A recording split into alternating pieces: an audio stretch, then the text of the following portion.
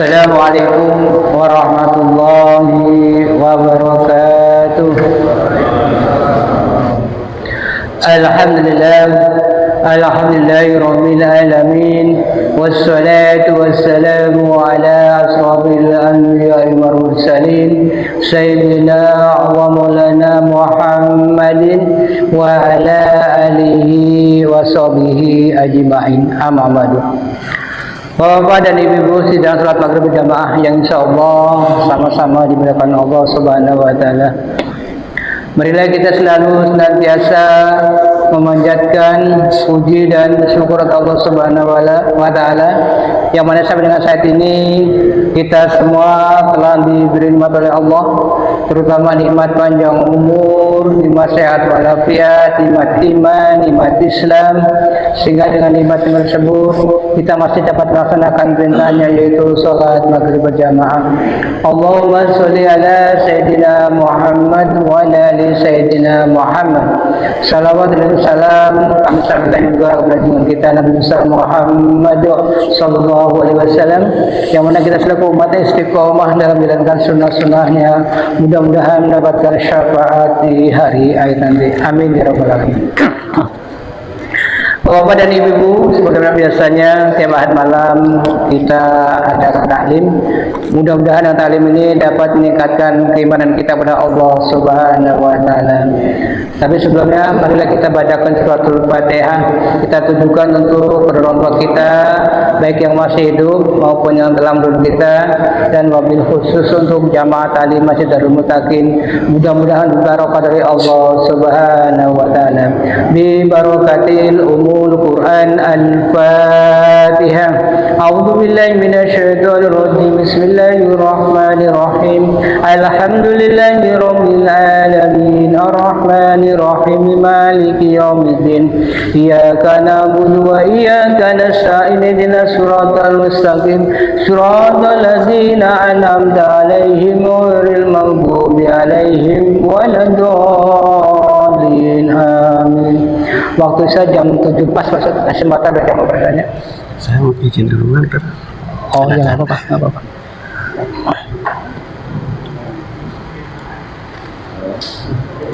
Bismillahirrahmanirrahim. Assalamualaikum warahmatullahi wabarakatuh. Waalaikumsalam warahmatullahi wabarakatuh. Alhamdulillahilladzi amarna bis-sholati 'alan nabi Muhammadin sallallahu alaihi wasallam. Asyhadu an la ilaha illallah wahdahu la syarika lah. Wa asyhadu anna sayyidana wa nabiyyana Muhammadan abduhu wa rasuluh. Allahumma sholli wa sallim wa barik ala sayyidina wa maulana Muhammadin wa ala alihi wa ashabihi ajma'in. Amma ba'du. Hadul mukarramun, para sepuh, tokoh masyarakat, tokoh agama, Bapak, Saudara, jemaah Masjid Darul Muttaqin, khusus pengurus ketua RKM beserta pengurus Masjid Darul Muttaqin yang mengampura terdapat absen satu persatu namanya. Alhamdulillah di sore hari ini menjelang Isya selepas melaksanakan sholat maghrib, Allah masih memberikan kita nikmat panjang umur, sehat walafiat, sehingga kita masih bisa bertemu muka bertatap wajah di haflah yang mubarakah ini untuk meningkatkan kualitas iman dan takwa kita, menggugurkan kewajiban kita, yakni duduk bersimpu untuk meningkatkan keilmuan kita.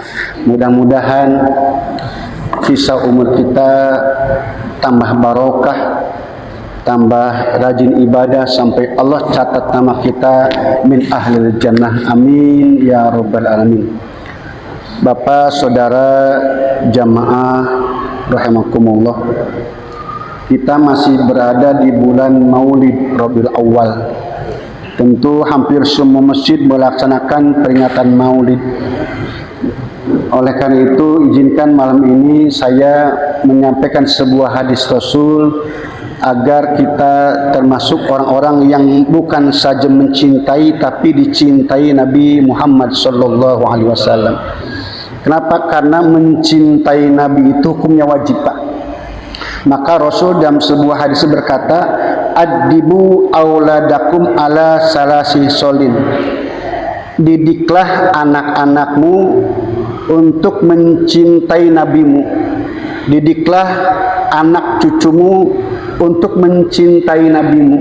Sebab mencintai nabi itu hukumnya wajib ain. Tidak ada cinta yang paling murni di antara makhluk Allah kecuali cintanya Nabi kepada umatnya. Kalau bapak cinta banget, sayang banget sama istri kita, itu suatu saat akan ada pisahnya.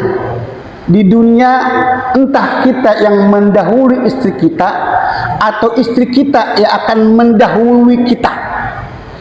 Di akhirat kelak kita bisa bareng ke surga sama istri kita, bahkan tak mustahil juga istri kita akan banyak menuntut kita. Maka cinta kita sama keluarga sebatas dunia.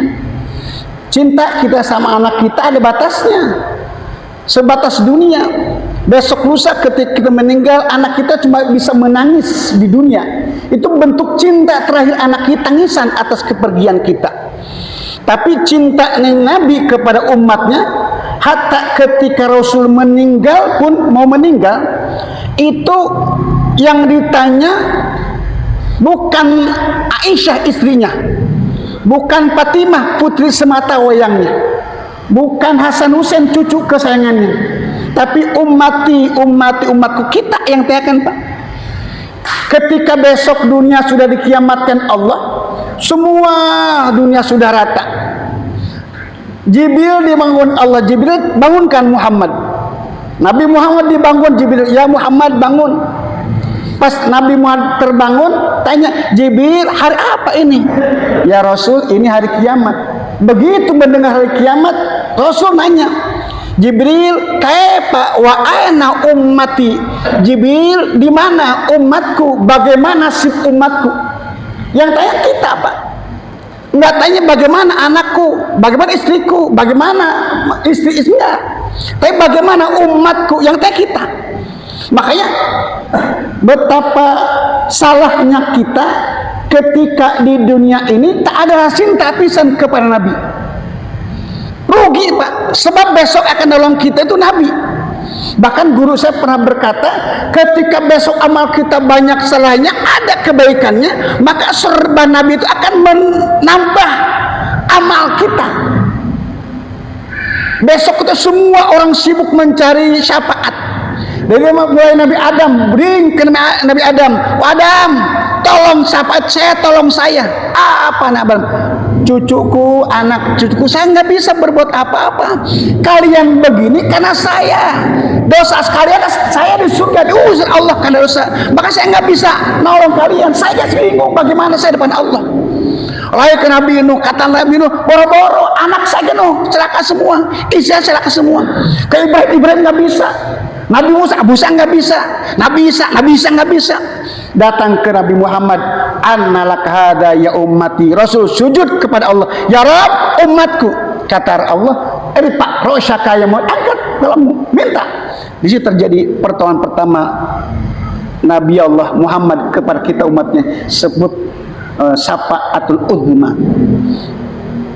Umat Muhammad manusia terakhir yang dikeluarkan, tapi manusia pertama masuk surga. Bahkan nabi-nabi yang lain cemburu, Pak, sama umat Muhammad.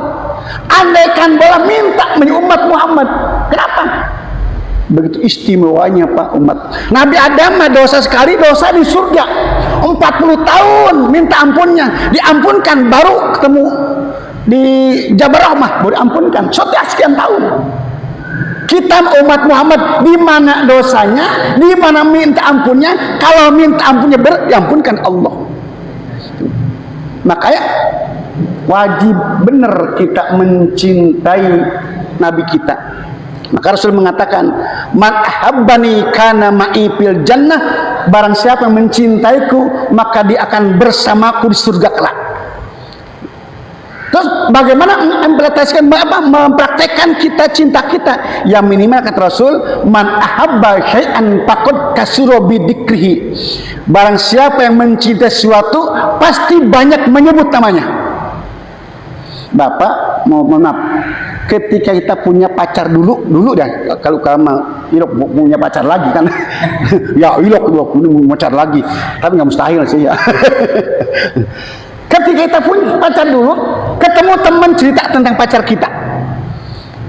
Kita punya motor baru, pagi dilap, sore cuci, begitu. Kenapa? Karena cinta sayang pada motor kita, selalu menceritakan kebanggaan kita. Kenapa? Rasa cinta.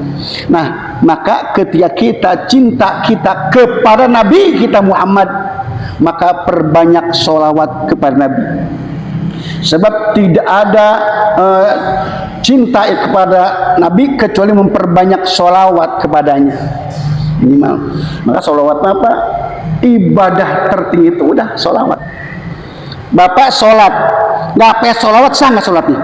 Masa Bapak sholat nih, maghrib ke isya ke sholat jenazah ke sholat mayit, pakai nggak sholawat, sah nggak sholatnya? Enggak.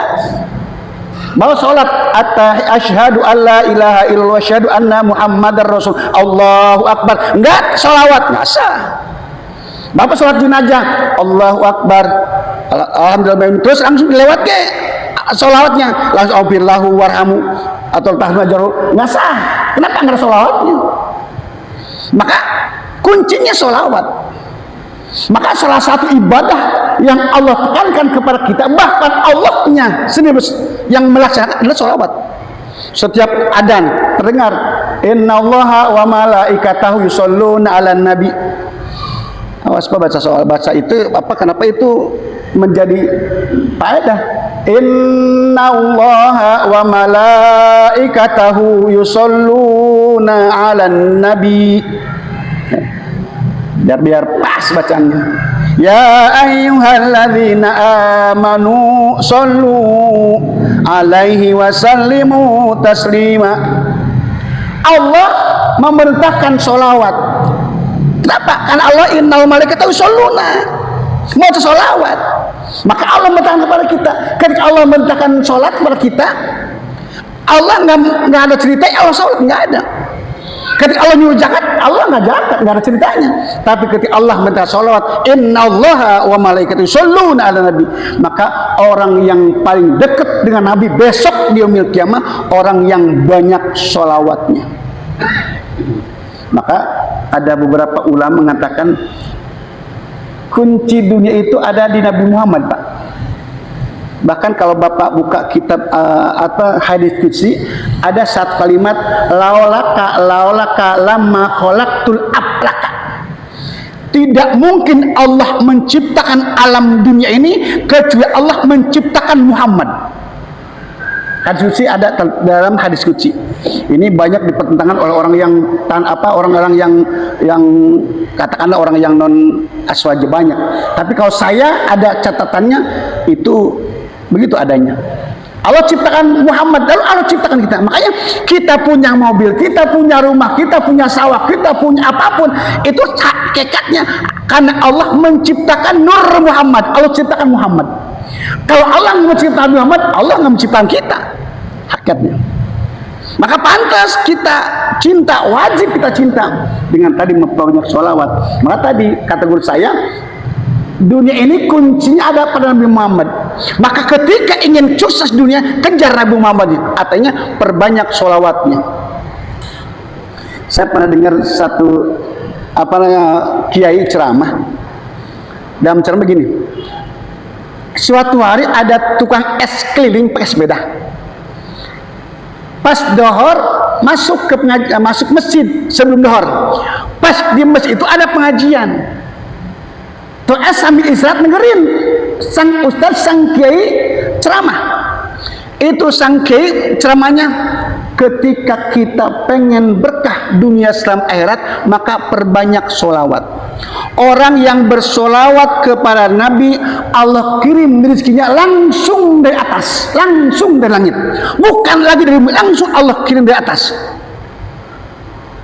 Cerita terus ini sang ustaz cerita keutamaan sholawat. Sang tukang dagang es tertarik, barangkali harus dengan sholawat. Maka saat itu dia bersolawat, pulang ngaji sholawat, pulang maghrib sholawat, isya sholawat, mama bisbu terus sholawat. sekian lama kan istiqomah sholawatnya.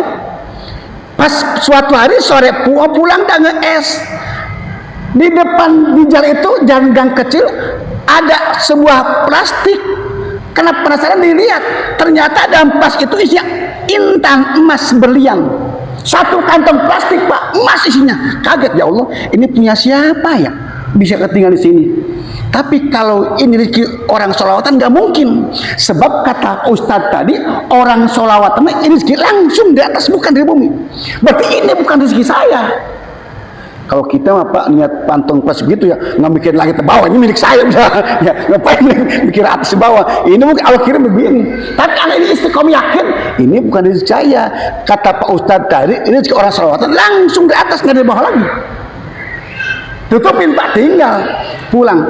Nyampe ke rumahnya ngomong istrinya, Neng, tadi abang di jalan nemu sebuah kantong plastik isinya emas.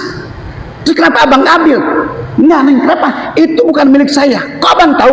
Sebab kata Pak Ustadz tadi di pengajian, kemarin pengajian, itu orang yang bersolawatan rezeki langsung dari atas.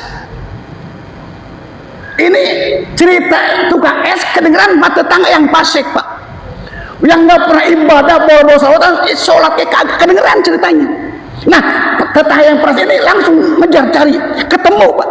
Oh, ini plastiknya ada, benar sesuai yang ceritakan, plastiknya warna ini, dalamnya ini. Pas dibuka, bukan emas. Pas dibuka isinya kalajengking, ular berbisa, ulet, macam-macam yang berbisa. Ini orang munafik kesel, ya Allah, dasar setan lu, kasar Pak, kesel masih dibohongin, dibawa sama dibungkus. Karena kesel, sore hari ini yang si munafik naik ke genteng orang tua es tadi, ditaruh di para atas paranya, taruh di atas para, pergi dia. Pas subuh itu orang yang tua es habis salawatan, Allahumma sholli ala sayyidina Muhammad wa ali Muhammad, terus ke salawatan. Pas salawatan itu plastik jatuh blok depan mata pisan. Pas dia, ini plastik udah sono tadi, dibuka emas. Betul kata Ustadz, ternyata di suatu orang langsung, ini baru rezeki saya Pak. Masya Allah. Kayak sebuah dongeng, ternyata Pak orang-orang salawatan istiqomah, salatnya bener. Bapak saya almarhum abah saya itu, kalau malam Senin, kalau bapak ke Purwakarta, samping Masjid Agung ada namanya Syekh Yusuf As-Sambalaweni, Syekh B. Yusuf. Samping Masjid Agung Kabupaten Purwakarta ada makam Syekh Yusuf namanya. Itu salah satu guru Syekh Nawawi Al-Bantani. Syekh Nawawi pulang dari Jawa Timur, Ponorogo, mampir ke Syekh Yusuf, ngaji ke Syekh Yusuf. Tuh, salah satu gurunya. Maka dalam kitab fikih Syekh Nawawi ada kalimat qala Syekh Yusuf, itu Syekh Yusuf Purwakarta. Itu bapak saya setiap Senin Pak istiqomah jarah ke Syekh Yusuf. Suatu hari Ustadz jarah bareng, ngomong begini sama abah saya, bah, bejaken ke anakna, bejaken ke cuincuna, lamun hayang barokah dunia, baca sholawat, istiqomahkan sholawat, insya Allah barokah. Saya teh ngaji nikah boro-boro ini boro itu, karena saya dari guru saya ke sholawat terus. Alhamdulillah sekarang warung punya 2, mobil punya, motor punya, masya Allah, rumah punya, masya Allah, barokah sholawat. Makanya kalau pengen kita kerja dunia, udah kerja kuncinya apa? Sholawat. Nah, kita wajib tanamkan hati kita ke anak kita, tularkan cinta kita ke anak kita. Kudu tahu kita tidak mungkin cinta kepada Nabi kita kalau kita tidak tahu karakter bagaimana sifat Nabi kita. Makanya ulama pinter bikin al-barjanggi, bikin simtiduror, bikin rawi macam-macam sholat. Kenapa? Di dalam itu berbagai macam kisah Nabi. Bahkan dalam itu ada arsani an atau binasan ankal bil ahbar. Itu dalam sebuah riwayat itu ada katakan bahwa orang Majusi itu diajar oleh bapaknya tentang Taurat kecuali satu lembar. Nah, serba diumpetkan, disembunyikan Pak. Setelah bapaknya mati, dibuka, ternyata di dalamnya ada tentang Nabi Muhammad. Tertarik ke nabiannya, masuk Islam. Nah, ketika bapak ingin mencintai sesungguhnya kepada Nabi kita, pelajari, telusuri siapa Muhammad sebenarnya. Ketika kita makin mendalami, akan timbul cinta kita, semakin cinta bagaimana akhlaknya Nabi Muhammad SAW. Seorang kafir Quraisy itu ngundang seorang ahli syair, Pak. Kamu bikin syair tentang Muhammad, tapi yang jelek-jelek. Bikin syair, so jelek-jeleknya tentang Muhammad, udah jelek-jelekin. Kata syair, bagaimana saya bisa bikin syair jelek kalau sama orang nggak pernah ketemu? Baik, besok Muhammad lewat sini, silakan bikin. Begitu orang niat Nabi Muhammad, Pak, syairnya bukan lagi syair jelek, justru menyanjung, memuji. Kenapa? Karena tidak ada celah kejelekannya. Postur tubuhnya, akhlaknya, tutur katanya, semuanya nggak ada celah untuk menjelekannya. Bingung harus ngomong apa, kejelekan apa Muhammad, nggak ada. Makanya kenapa ini disampaikan, kadang-kadang kita ngundang maulid, Pak. Saya beberapa majelis taklim saya hubungi, ngundang penceramah jarang menceritakan cintai nabimu, pelajari akhlaknya, perbaiki, jarang. Makanya saya untuk bulan ini majelis taklim saya tanamkan tentang sholawat, tentang cinta, agar apa? Agar besok kita kuntu syafi'an lahu yaumal qiyamah, agar besok kita mendapat syafaatnya Nabi. Kenapa? Kalau kita bukan Nabi Muhammad al-Masdar, siapa yang akan nolong kita, siapa akan bela kita, membantu kita? Nggak ada. Makanya taksiru alayya. Dan salah satu ibadah yang tak terputus, yang tanpa syarat, sholawat. Bapak dikir la ilaha illallah, Nabi nggak ke bawah. Bapak baca subhanallah, Rasul nggak ke bawah. Tapi Bapak baca sallallahu ala Muhammad, Nabi-nya ke bawah, kalimat Allah yang tercandak. Maya Allahumma sholli ala sayyidina Muhammad, Allahumma sholli ala Muhammad wa ala ali Muhammad. Silakan. Nabinya ke bawah, Rasul cinta kepada kita, Allah pun cinta kepada kita. Makanya saya dalam kitab itu ada sebuah, ketika Bapak ziarah atau Bapak tawasul kepada orang tua kita, ada begini, Allahumma inni as'aluka bihaqqi sayyidina Muhammadin wa ali Muhammadin sallallahu alaihi wasallam an la tu'adziba, sebut namanya, maka dalam satu keterangan, orang yang doa ini menyebut nama Rasulnya, maka orang itu tak akan disiksa Allah selama dalam kuburnya. Larikan ke rezeki. Allahumma inni as'aluka bihaqqi sayyidina Muhammadin wa ali Muhammadin antagfiroli wa antarzukoni wa antakdi hajati. Dalam salawat, Pak. Maka kembalikan salawat kepada kita. Makanya perbanyak salat. Ini apa ini bulan Maulid, Pak? Jemaah saya di Mangunjaya 1 itu dari mulai malam pertama Maulid sebut ada Maulid Arba'in.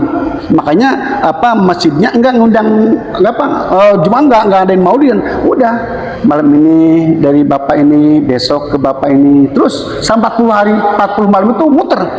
Enggak ngundang ceramah, sholawat marhaba, sholawat marhaba itu. Yang baca Maulid aja. Habis itu ngopi, makan, ya seadanya. Coba itu, kenapa? Bentuk cinta kepada Nabi Muhammad SAW. Banyak, Pak, ketika kita menceritakan, membaca tentang kisah keunikan mukjizat Nabi. Konon Pak RW kalau saya dulu cerita, ketika ada gunting rambut, sebelahnya itu orang Nasrani. Ketika gunting rambut kan ada makhluk qiyam, ya Nabi salam alaika, ya Rasul salam, muter ya. Itu ketika muter di atas sebelah itu orang Majusi, rumah tingkat. Itu ngelihat ke bawah ada orang yang pakai baju hijau super luar biasa, cakep, bercahaya.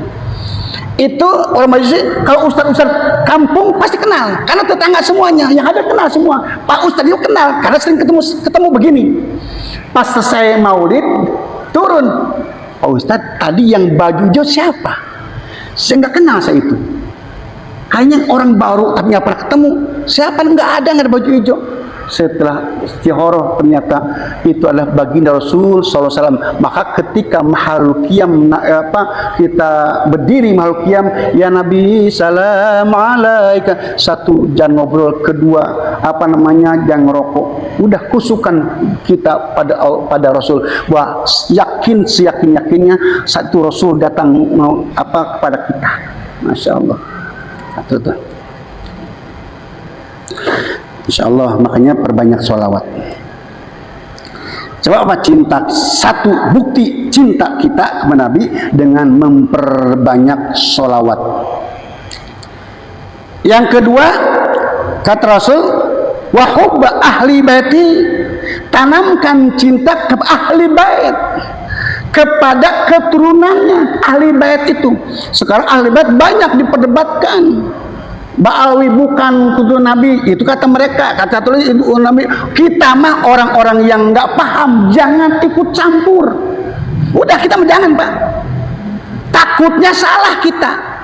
Udah kita mah siapapun dia, ketika dia sama Islamnya tidak memerlukan kita, wajib mencintai. Sebab al-muslim ikhwanul muslim, kita sama Islam bersaudara. Muhabib kayak bukan kayak, ketika dia tidak memerlukan kita, selama kalimat la ilaha illallah Muhammadur Rasulullah, udah cintain. Jangankan Habib, jangankan turun Nabi, jangan kiai, teman sama anak saudara kita pun, anak orang lain pun kita wajib kita hormatin, Pak. Kenapa mencintai muslim itu wajib hukumnya, jangan menyakiti gitu. Nah, makanya kita jangan ikut-ikutan. Kadang-kadang orang nggak paham ilmu ini, ikut-ikutan. Kenapa? Khawatirnya kita salah. Kita mah jangan mikir nasab orang, nasib kita pikirin besok bagaimana. Yang nasib kita mikir nasib kita deh, Pak. Apa besok kita selamat apa kagak? Apa Rasul kenal apa kagak? Ya kita pengen kenal sama Rasul kenal sama kita. Maka udah kita mah jangan ikut-ikutan bagian. Terserah mereka mah orang tahu ilmunya, kita mah nggak tahu. Udah ikutin baik, bismillah ya Allah. Udah. Nah, tanamkan cinta kepada ahli baitnya. Yang mana udah kalau kata orang kita kena Habib, selama kalau seandainya itu bukan keturunan Rasul, kita nggak rugi, Pak. Bapak misalnya ada yang selama ini kita kenal di Habib, kata Habib itu keturunan Rasul. Datang rumah kita, nggak cuma ngopi, ngerokok, makan, kita bisa kasih canggih, bukan tuh Nabi lah, kita nggak salahnya kok, nggak rugi kita. Kan jangan kan tadi Habib teman sendiri datang ke rumah kita ngopi makan, kalau ada mah ya Pak ya, jangan merasa rugi. Udah kita ikutin aja, jangan terbawa arus. Udah bismillah kita mah. Kenapa? Betul ada kalimat betul bahwa al ulama warasul anbiya, yang menjeriwas Nabi itu adalah para wali-wali Allah, ulama-ulama Allah. Kan banyak juga ulama-ulama, cuma kadang-kadang kita mentang-mentang yang saya sayangkan kalimat-kalimat haram berini, usah kita udah jangan, timbul pecahan dua tuh. Yang ketiga, wasiat Rasul wa hubba wa qiraatil Qur'an, dan tanamkan cinta kepada Al-Quran kepada anak kita. Tanamkan, Pak, kita harus mencintai Al-Quran. Dengan cinta Al-Quran bukan saja mencintainya, tapi baca, amalkan, praktekkan.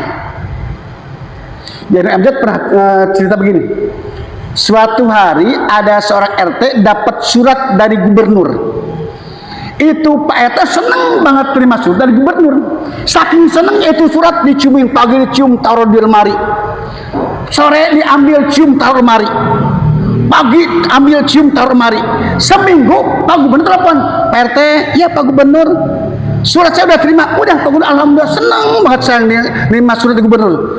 Saking seneng itu surat setiap pagi ciumin, taruh di lemari yang paling atas agar sampai sentuh anak-anak saya.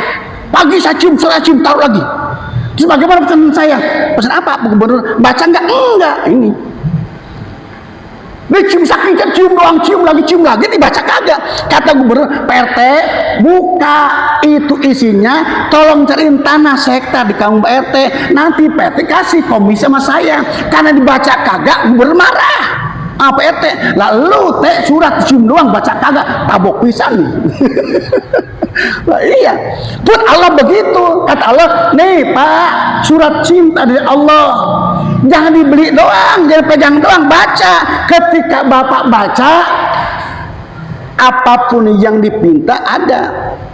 Quran hudal linas, menjadi petunjuk kepada kita. Wa nazzil kalam huwa masyifaun, Quran bisa obat bagi kita. Tuh. Ketika baca Quran bisa jadi obat untuk kita, bisa petunjuk pada kita, penang hati kita. Tapi karena Quran kita beli, taruh, nyari baca boro-boro, baca pegang ke kagak. Kata Allah, tabok lu, kesel Allah sama kita. Masya Allah. Jangan sampai kita seperti itu. Nah, bentuk kita buka, kita baca oleh kita, nggak bisa tanya. Sebab jangan mentafsirkan Quran dengan akal kita, Pak. Kenapa? Ketika kita mentafsirkan Al-Quran dengan akal kita akan jauh pangkat api, bisa menyesatkan. Awas, Quran itu kalimat masih baku, Pak. Perlu ilmu tafsir, perlu ilmu balago, perlu mantek, mani, bayan untuk mentafsir Al-Quran. Makanya banyak orang-orang yang sekarang nggak ngaji Al-Quran, nggak ngaji tafsir, menerjemahkan Quran. Mentafsir Al-Quran, awas, bahaya, Pak. Jangan coba-coba. Nah, kita nggak mampu, ya mila baca be. Ustaz masih nggak bisa belajar, atuh. Cuman awas, Pak, belajar Al-Quran ke orang langsung, Ustaz langsung. Jangan belajar Al-Quran, kita beli Al-Quran yang ada tajwidnya, yang ada apa pensil itu ya. Ya kan ada pensil yang tunjukin ya ada hipanya. Jangan. Kenapa? Khawatir salah. Kenapa? Man ta'allama ilman bi ustadin fa ustadu seton. Ketika kita beli ilmu tanpa guru, mak gurunya seton. Tanya Pak Ustadz, ini nun mati ketemu wow, guna hukumnya, baca, terangin, temu. Yang kita belajar kepada Google dan belajar kepada buku doang, tanyain, khawatir salah baca. Kenapa? Al-Quran salah baca, salah arti akan salah kemana-mana. Baik, Masya Allah. Ini ketika tiga ini kita tanamkan, tiga ini kita terapkan, cinta kepada Nabi kita praktekkan bersolawat, apalagi sampai kita sunnah-sunnahnya. Awas, salah satu sunnah Rasul yang tak pernah tinggal witir, Pak. Rasul tak pernah tinggal witir, maka kita umat cinta kepada Nabi, witir jangan tinggal. Walaupun satu rakaat, usolli sunatan witris rakaatan, Allahu Akbar, udah satu. Kaum tiga, usolli sunatan minal witri salah rakaatin. Kalau dua satu, usolli sunatan minal witri. Bapak sholat sunat witir pakai 2 rakaat, 2-1 seperti kita taraweh. Itu pakai duanya, pakai 2-1, pakai minal, usolli sunatan minal witri. Kenapa? Min jadi setengah dari witir. Kalau usolli sunat witri rakaataini, ini rakaataini bukan witir, genap. Siapa namanya? Maka minal usolli sunnatan minal witri rakaatain, setengah dari 3, setengah dari witir. Witir bisa 1, bisa 3, bisa 5, bisa 7, bisa 9, 11. Makanya ketika menerjemahkan Allah yang maha ganjil, salah. Allah itu maha satu, setiap ganjil itu enggak satu. Ganjil bisa 1, 3, 5. Makanya Allah yang maha satu, Allah yang ganjil, Allah bisa 3 kalau ganjil mah, Allah bisa 5. Makanya jangan mengartikan Allah yang ganjil, Allah yang satu sudah pasti ganjil, tapi setiap ganjil belum tentu satu. Makanya ketika kita bisa menerapkan yang 5, yang cinta Nabi kepada Nabinya dan praktekkan, kepada Quran kita bacakan, kepada keluarganya kita cintai semampu kita, insya Allah Allah akan berikan kemuliaan kepada kita. Amin ya robbal. Bapak, mohon maaf saya jawab, saya hilangkan. Saya ada acara, Pak. Tadi pesan berangkat ada jemaah ke rumah Ustadz maghrib, saya mau haul lah. Ngedak begini maghrib, masa pengajian ke Tambun, katanya besoknya udah mateng Pak Ustadznya, tahu kalau kelamaan tuh basah atau gimana, tapi kalau biasa banget biasa ngedak banget. Terus makanya saya agak duluan, satu motornya lampunya ada jauh, kedua remnya remnya jebol, makanya jalannya nyantai. Makanya Pak, mohon maaf saya izin duluan nggak bisa di sini Pak ya, mohon maaf. Sesi najab saya mohon izin, mohon maaf atas kelalaian saya. Mudah-mudahan Allah panjang umur kita, Allah pertemukan kembali di lain waktu. Mohon maaf. Assalamualaikum warahmatullahi wabarakatuh. Waalaikumsalam warahmatullahi wabarakatuh. Demikian tadi Bapak Ibu sekalian, mudah-mudahan apa-apa yang telah disampaikan Pak Ustadz ada manfaatnya dan juga dapat untuk diambil untuk kehidupan sehari-hari. Saya saja, wassalamualaikum warahmatullahi wabarakatuh.